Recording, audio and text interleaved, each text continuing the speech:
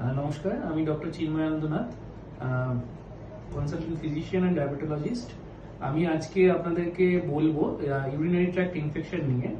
এখন গরম পড়েছে, এই সময়টার জন্য এই ইনফেকশনটা খুবই কমন। সাধারণত ফিমেল পেশেন্টদের আমরা বেশি দেখি এবং মেল পেশেন্টদেরও কম বেশি দেখা যায়। এই ইনফেকশনটা হওয়ার মেইন কারণ হচ্ছে কি জল না খাওয়া।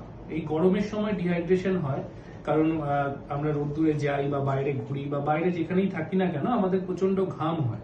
ঘামের জন্য বডির যে জলটা আছে সেটা বডি থেকে বেরিয়ে আসে এবং ইউরিনের মাধ্যমেও জলটা চলে যায়।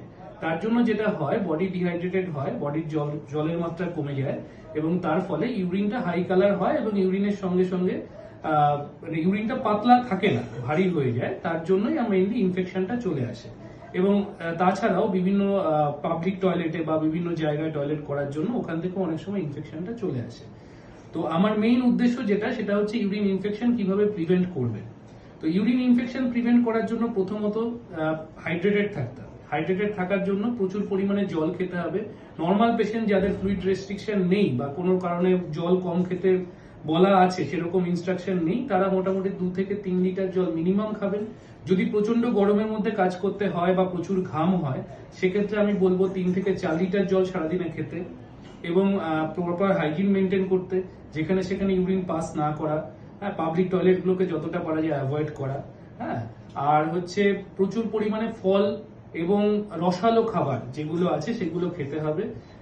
এবং যদি কোনো কারণে কোনো পেচ্ছাপের জ্বালা বা হাই কালার ইউরিন, যেটা হচ্ছে লালচে কালার বা হলদে কালারের ইউরিন হয়, আপনারা অপেক্ষা না করে বা সময় নষ্ট না করে আপনারা সঙ্গে সঙ্গে আপনার কাছাকাছি কোনো ডাক্তারের কাছে দেখান।